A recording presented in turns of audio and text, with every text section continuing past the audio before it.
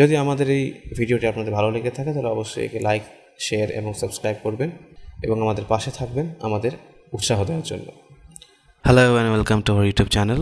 So as I have told you in Daily Current Affairs series that we will be coming with a new topic which is the hot topic of nowadays, that is the US election, and it is very much important for us from the point of view of exam as well, because as the election has been held this year, so you may get some questions from this both in mains and prelims of BCS and UPSC or any other civil service examinations. Apart from that, you can get some informative questions in SSCs and railway examinations and all. So regarding all those facts, we have decided to launch a video on this US presidential election or US electoral process, to be frank, because we don't need to know about the political statements of the parties over there or something like that. We only need to know only that much of portion from this subject which will be coming in the examination. So I hope that you will be enjoying this video, you will be benefited from this video, and I hope that you will be staying with us in our future ventures as well. So let us start. Okay, so before beginning with what is electoral process and everything, we must understand what is democracy, because democracy's base is electoral process. So first let us understand what is democracy, then let us understand what is election and electoral process. So what is democracy? Democracy is a mechanism through which people run their state in a least exploitative way. It means, like, see, any kind of government or any kind of institution, there will be some amount of exploitation. Okay, we have to understand it and we have to admit it as well. Even in democracy there is a least amount of exploitative nature. Well, maybe in India that is much more, because it is a large country and the rule of law has not reached each and every corner of this country equally. That is why we feel that we are being exploited each and every second. But even in the finest democratic countries of this world, people are being exploited in a very least amount of portion. So let us just consider this fact that in every kind of government or any kind of institutional forms, people will be exploited, but in democracy people get exploited in the least amount of portion. So what is this actually? It is a way to choose your own administrator. You elect your own administrator, and that administrator governs your land. This is the basic concept of democracy. Now, another feature of democracy is that democracy gets its power from the people. It's not like autocracy or any kind of monarchy that the king says something and the whole country or the whole land or the nation follows it. No. We are the people, we choose our administrator or our executive, or in a very simpler term, prime minister or president. So we have the power to choose who will govern us, or in a much more secular way, govern our land. That is why the democracy cannot live without the electoral process. If you cannot elect your government or your president or your administrator in a general term, then the democracy cannot sustain. Now let us go to the meaning of this word and from where it came, the etymological source of this word. So that word democracy came from the Greek word, Greek language. It combines of two shorter words, which are those: demos, which means the whole citizen living within a particular city state. We know that in ancient Greece, the first concept of city state emerged. Though people say that US is the first modern democratic country, but if we just look at the whole history of the human civilization, we find that the Greeks were the first who developed this system of democracy within a city state of Athens. So the demos means the whole citizen living within a particular city state, and kratos means power or rule. So when a particular city state's people elects their administrator and give him or her the power to rule them, that's when democracy comes. Okay, now this electoral process is the basement of democracy. Well, of course, democracy has other things like representation, then people's participation and everything, but electoral process is the main fundamental of democracy. Because if you cannot choose, then who will rule? Who will just run your state? Isn't that so? Anyway, so as I told you regarding the history case, that the ancient Greeks, they had first, you can say, the democratic city state, which is called the ancient Athens, that can be considered as the first democratic state of the planet. Now let us move on to the subject of United States. Like, what is United States, how it became such a great country which we look upon. So the history of United States, as we have a very bad sense of criticizing United States that it doesn't have a history, but it has. Okay, it has a history. Maybe we don't have the ancient history of United States of the Red Indians and all, because of this UK plantation and mainly European plantations over there and all. But after the plantation, when the citizens of Europe went over there to stay and make a living over there, and decided to stay over there as a new citizen of America, rather than coming back to their own homeland in England or in Scotland or in Ireland, or mainly in the four provinces of United Kingdom, and also in France, Italy. From Italy, the immigration went much later. But anyway, we'll not go to that part of the history because we don't need that here. So why this modern democratic system emerged in the US in such a massive way? Let us find out the answer of this question. Now, we see that during that 1700s and 1600s and 1800s, the whole world were trying to colonize the more talented, the more powerful always wanted to colonize and suppress the less powerful. Here the word more talented is from the perspective of the colonizers, not from the colonized.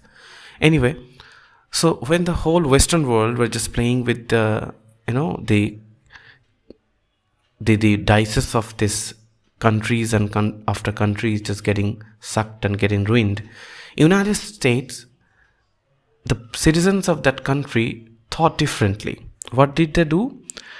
They wanted to build something which was greater and which was much more diverse than what the other world is or was that time.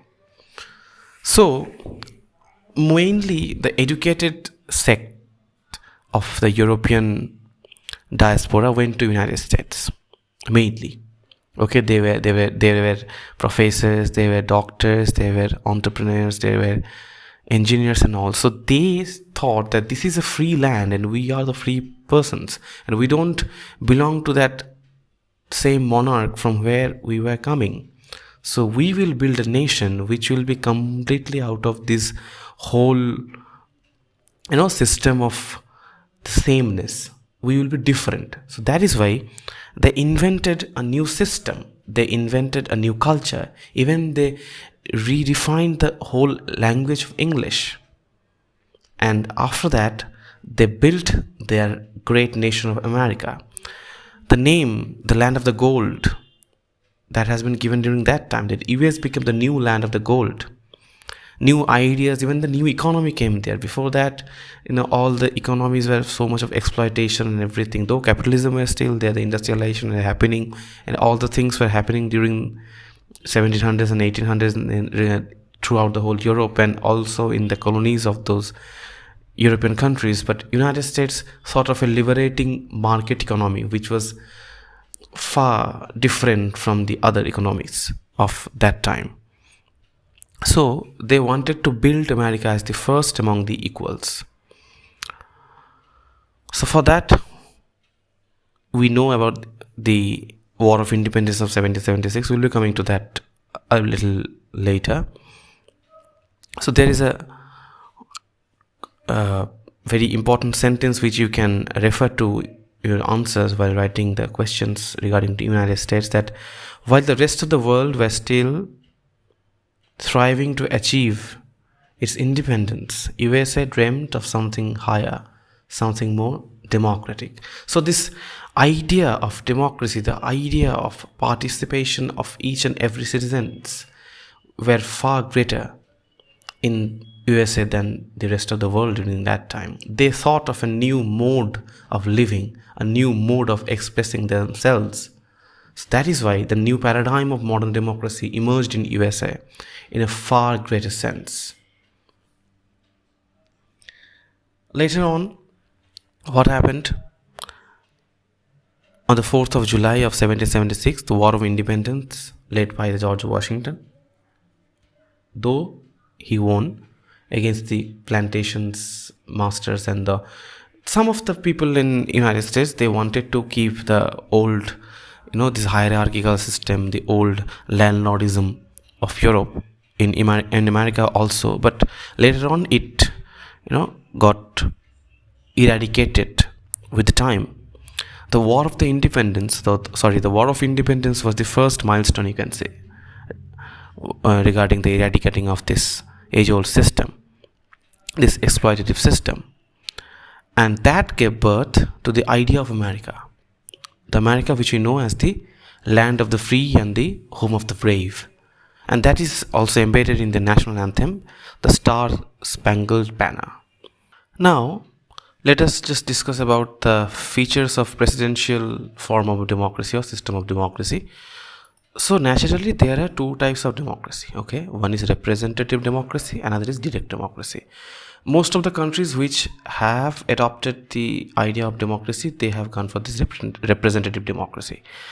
There are very few countries which go on with the direct democracy, where the people make their policies. Okay, and that is in Switzerland. So it is presidential form of democracy and also the parliamentary form of democracy, which is very much prevalent in India and so many other cases as well. Those are representative democracy. Okay, now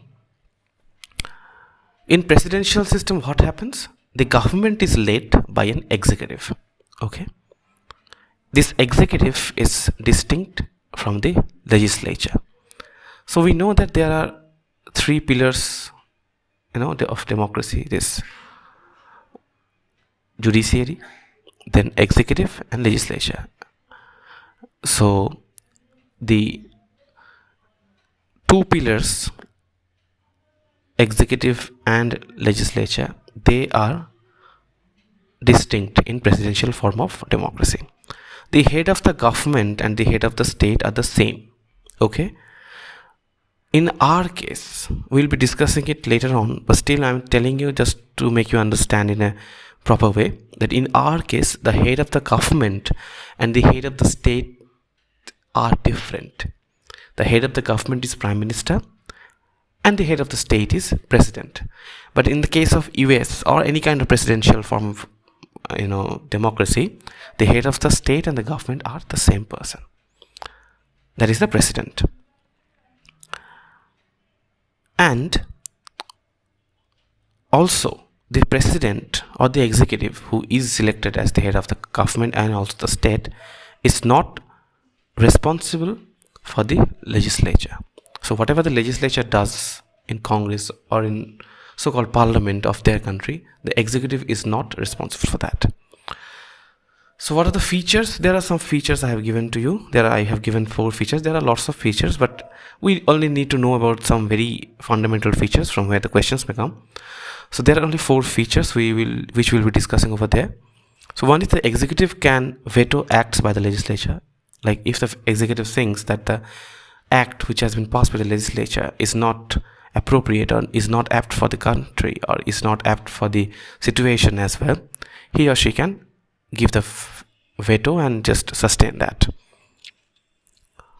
Second, president has a fixed tenure and he or she cannot be removed by vote of no confidence in the legislature. This is one of the most critical and highly criticized facets of presidential form of democracy, that president has a fixed term. Suppose one president is very authoritative or very much what should I say, corrupted.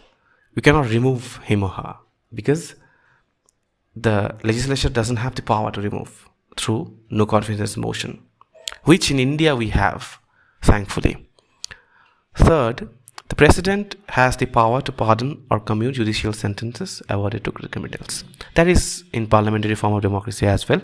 We see also that whenever anyone gets the death sentence, they can plead to the president of India as well. So in presidential system of democracy, it is very much present over there. And the fourth is president is directly elected by the people or by an electoral college. Okay. Now this is a very important thing which we have to remember, and it can be given as a question as well in prelims, that president is directly elected by the people. Like in case of US election, Joe Biden, he has been directly elected by the people. In case of parliamentary democracy, we don't elect our president or prime minister, though the face politics has entered our country and we are looking for one face to give the vote. That is very unfortunate for the country, but constitutionally we don't select our prime minister or president, we select our MPs and MLAs. Having said that, let us look out to the matter of the merits and demerits of this system. Of course, in each and every kind of system there is a demerit and merit. So naturally we have also some demerits and merits in this system. So let us first look for the merits. The first one is separation of powers. Judiciary, executive and legislature are independent. Okay. The separation of power, like in our case, what happens? The executive and the legislature are highly intermingled. That is why the power is concentrated with the prime minister.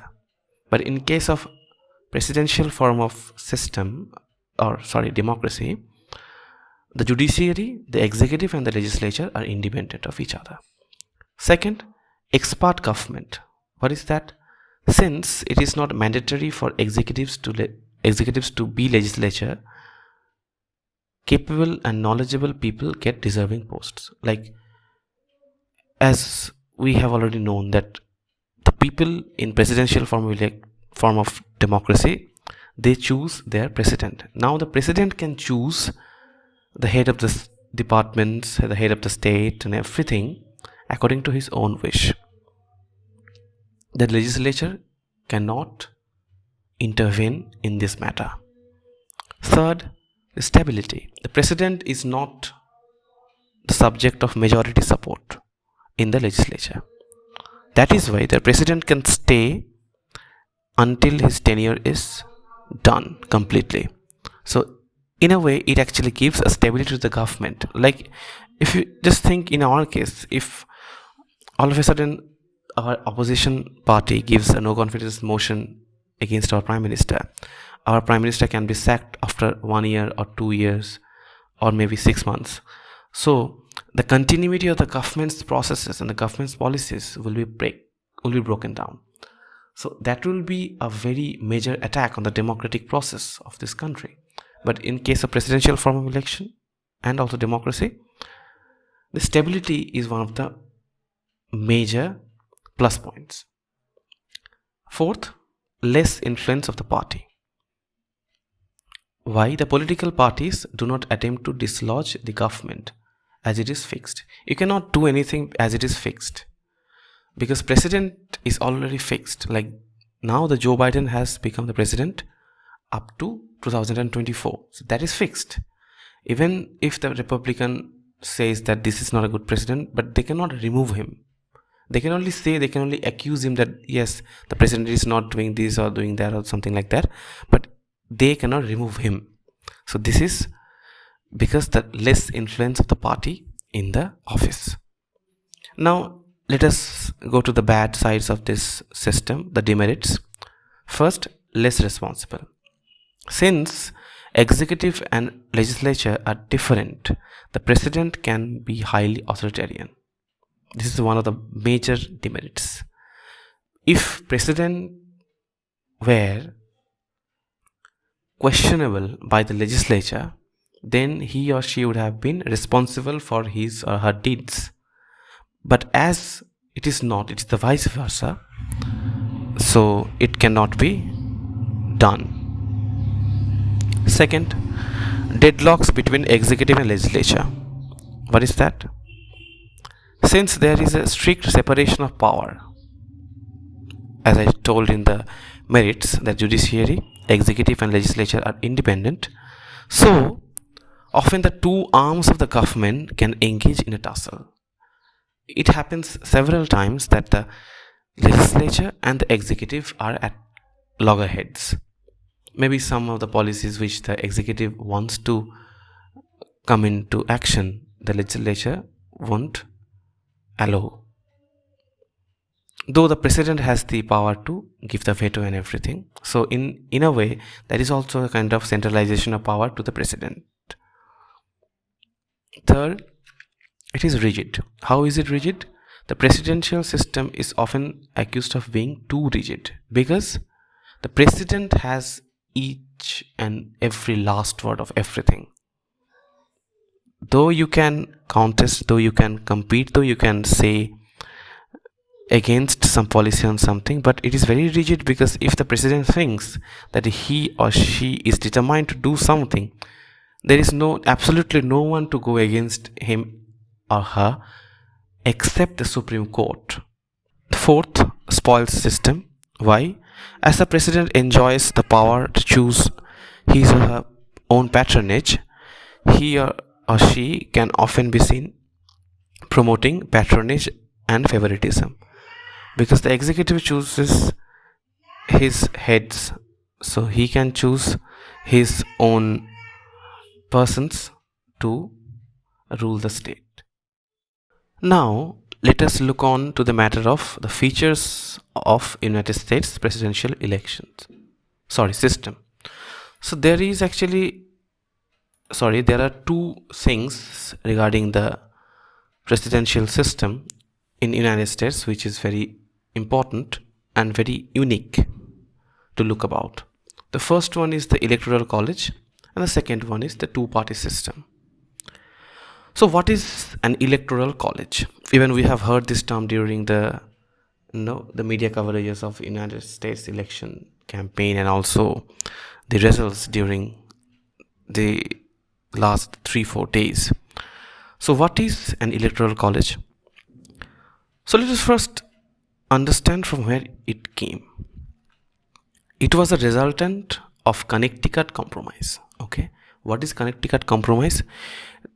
In 1787, when the constitution were being made, that time the heads of the states, they proposed that if the small states have less representatives, then the power will not be equally distributed. The vote will not be equally distributed.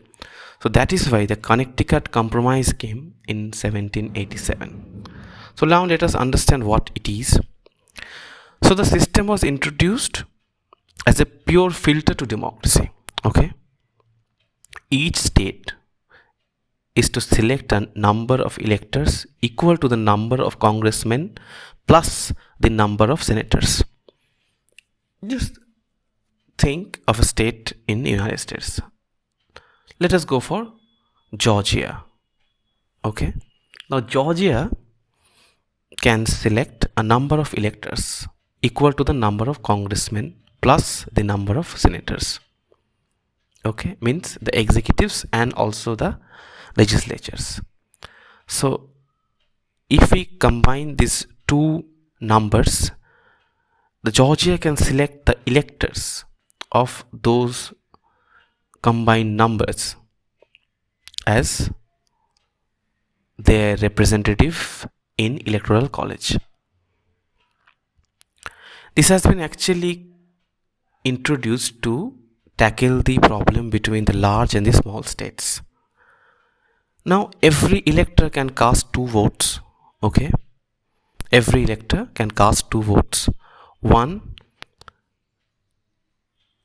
candidate from their state, which is from Georgia, and another candidate must be from another state, which can be any of the other 49 states of the United States. So actually, how and why this has been introduced? This has been introduced to defavoritize this system. Like only the favorite persons of the electors from their state only will get the votes and everything. So it will be again the concentration of power. So to break the chain of the concentration of power, they have introduced this electoral college.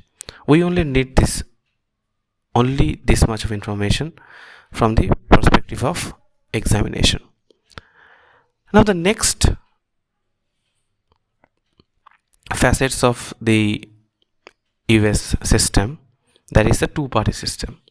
Though actually it is very surprisingly, there is nowhere it is written that there should be two-party system or bi-party system in American land. There can be any number of parties, but the thing is that the two-party system has been prevalent since the starting of the nation. Why? Now, why it has grown this much bigger and why it cannot be changed right now all of a sudden? So there are two reasons behind it. One, the electoral college gives a strict sense of separation of power. Plurality is blocked for majority before election. Okay, so what does it mean? That when the election happens, then the electoral college gives a strict separation of power. Okay, definitely. Okay, so that is why when the plurality is divided, it is already decided that which party will support which party. The block between the parties are decided even before the election, because if you give the vote to a less important candidate of the election campaign, then the vote will be counterproductive, which is the second reason. The single member districts with plurality winners cannot gain the favors of additional parties, as that winner will not give any productive contribution to the electoral success. Because when suppose think that a less favorite candidate wins from a state, okay, gets the vote, and after that, if that the person from which party the person stands, the person is not winning or any kind of electoral success in the process of election, then that vote, that person's vote, or those votes which elected that person will be counterproductive.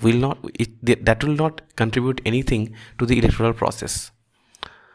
So that is why always the parties choose or just divide into that blocks of the parties, of the two parties, that is Democrat and Republicans, and that is why the the bi-party system is prevalent.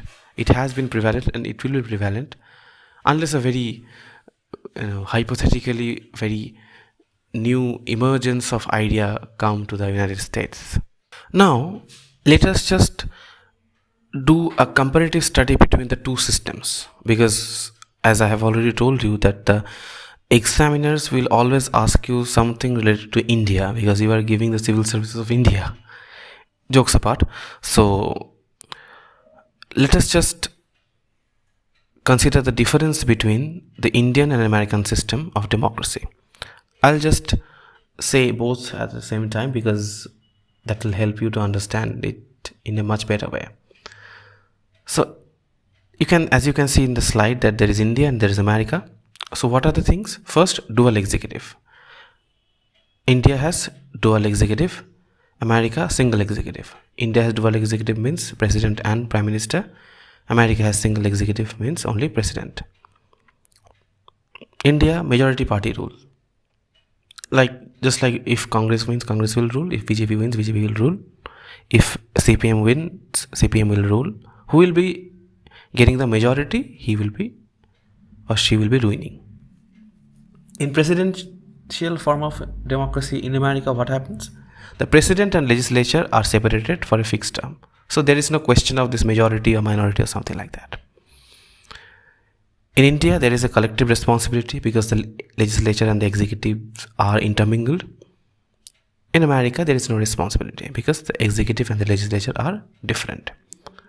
It has dual membership. What dual membership? Like the prime minister can be the member of the lower house and the upper house as well. The United States has only one membership, a single membership, that is the Senate. In India, the leadership of the PM in the parliament. In America, there is the domination of the president. In India, there can be a dissolution of the lower house by no confidence motion, but in America, there cannot be any kind of dissolution of the lower house because the legislature doesn't have any kind of power to give the no confidence motion against the president. And lastly, there is a fusion of power in this system of India, but in America, there is separation of power because in America, legislature and executive are different. In India, both are intermingled or intertwined. Now, just let us briefly discuss about the policies of India and US regarding the Modi-Trump era and regarding the upcoming Modi-Biden era, so that we can get an international outlook of how the relationship was and how it is going to be. So during Modi-Trump era, what happens? That India and US they have successfully able to raise a diplomatic wall against the Chinese influence. Okay, because we know that there has been a Chinese insurgence during this COVID-19, and even before that, India and China, and US and China, they were having a trade war or something. So the diplomatic balance were very much needed at the moment of this time. So India and US, they have succeeded in doing that. They have also created this, they were like India, Australia and Japan, they created Quad and US supported it in the Indo-Pacific region to give the balance of the power over that region. What happened? India has signed a couple of letters of agreement, okay, with the US in order to receive the technological support. Okay, in military field, India needs technological support from the United States because we don't have the technology till now. So there are some letter of agreements which has been signed by New Delhi, and warcrafts like anti-submarine warfare aircraft, howitzer, heavy transport aircrafts, they have been sanctioned to come and stay in the Indian artillery emporium. Then operations, there have been some operations that India-US military exercise, India-US Navy military exercise, then very recently Quad Malabar exercise, meeting of 2+2 dialogues for 2 times. We have discussed about the 2+2 dialogues in our current affairs videos. Please let us know in the comment section which are 2+2 dialogues and which are the ministries or departments of the government are involved in these 2+2 dialogues. So anyway, so that has done a better job in creating a very good relationship between India and US, but that doesn't mean that everything went well. There were some portions which were really messy and which still are really offensive in this kind of relationship. The first one is like the trade war. There had been a trade war, even still the trade war is going on, that regarding the Harley Davidson and Royal Enfield case. Like Harley Davidson has 112% tariff in India. That is why we get the Harley Davidson bikes here at 7 lakh, 8 lakh rupees, or maybe more than 10 lakhs sometimes. But in US, the tariff on Royal Enfield, which is an Indian brand of bike, is not that much. Okay, the people can afford buying over there. The middle class people can afford there. But in India, it is vice versa. Only the higher class only the business class people, they can afford the Harley Davidson. So this has been going on. Apart from that, are also some kind of shrewd political moves by US, like when ISRO was planning to send Mangalyaan to Mangal or Mars. That time NASA had already launched one, mission Mars spacecraft to the Mars, but though it has been failed. So this kind of shrewd political and cold moves which US has played, and also India has played in some parts, are very crucial to the binding of two countries. And lastly, we can see that though there were some disparities in everything, but still the bilateral visits and the bilateral strategic partnership of the two countries have been really good. The Kemcho Trump, which is the response to Howdy Modi, or Howdy Modi, whatever you say.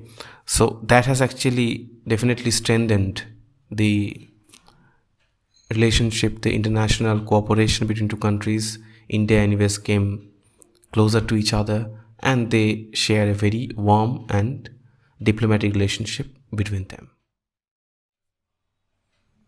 And lastly, let us look at the concept how it will be in future, like India and US now, which is the Biden-Modi probability.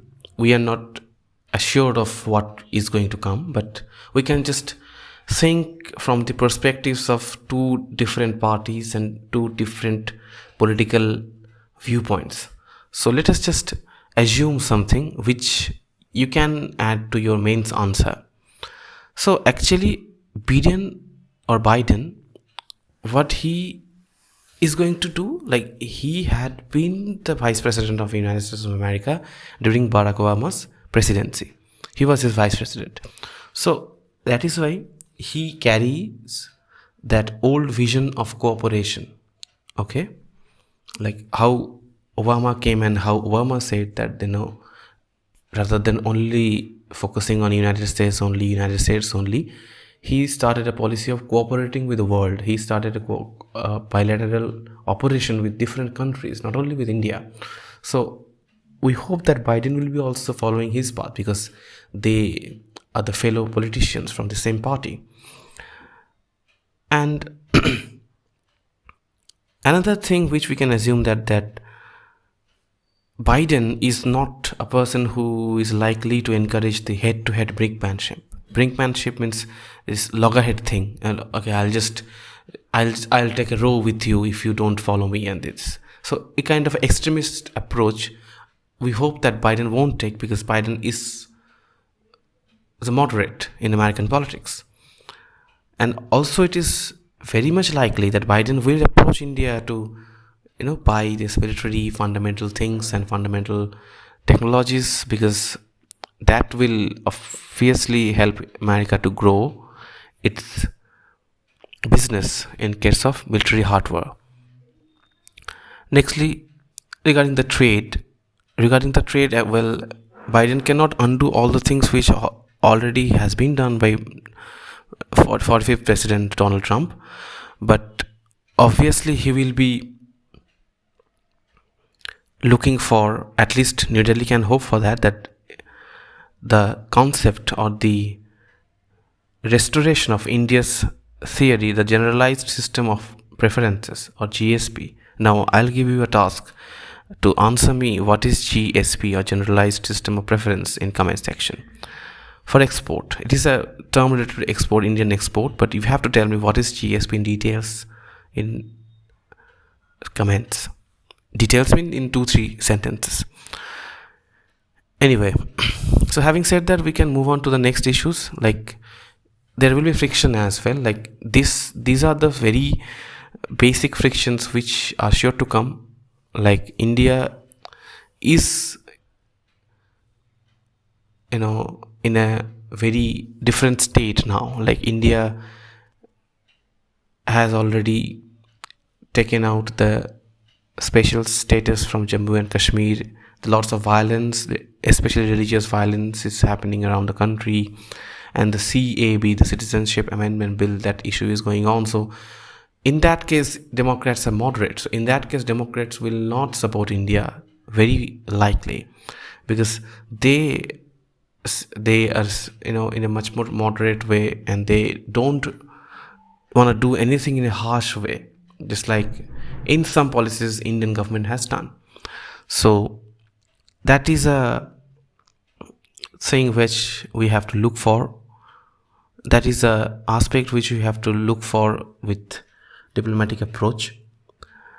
And obviously, the last point which I can say, like that, the new normal of Trump, that this extremism, then this bashing of the other countries, the less powerful countries, all these things had become a new normal to New Delhi. So now the policymakers, they are thinking that India needs to move out from that new normal to the old normal, where the moderate, the discourse, the discussions, those are the process to solve a problem, rather than just bashing each other and just blaming each other.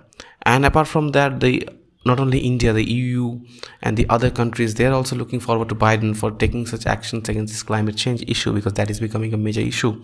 And as we know from the status and the statistics, that the US alone gives 20 to 25% pollutants to the world. So that is a very challenging issue in front of Biden to tackle with. So let us see, and let us hope that he will be coming up with some great administrative capabilities and administrative reforms, and we hope that India and US will be maintaining the kind of strategic relationship which they have been maintaining since the last day. So our discussion regarding this United States and US electoral process, with respect to the touch of Indian system as well, because that is important, is at the end. And we hope that you have liked this video, you have enjoyed this, you have got benefits from this video. If you have got, just comment. If you haven't got, then also comment. Do criticize us, because from the criticism we can make great videos. And we hope that we'll be meeting very soon in our issue series. Anyway, our daily current affairs series is going on, and that is on for every day. So we obviously will meet there. So this was our the latest video on this issue series regarding the hot topic which is going on right now, the US election, and which is very much important for this year. Any kind of examination, you can accept, like, you can ask, you can look for any questions regarding these topics which we have covered here in the upcoming examinations, be it bank, be it rail, be it SSC, be it UPSC, WBCS, or any other civil service examinations throughout the nation. So thank you very much for that. We hope that you liked this video. Please like it, please share this among your other friends who are preparing for any kind of examinations, the government competitive examinations, and please subscribe to our channel. Thank you very much. We'll meet again in our next video. Thank you. Stay well, stay safe.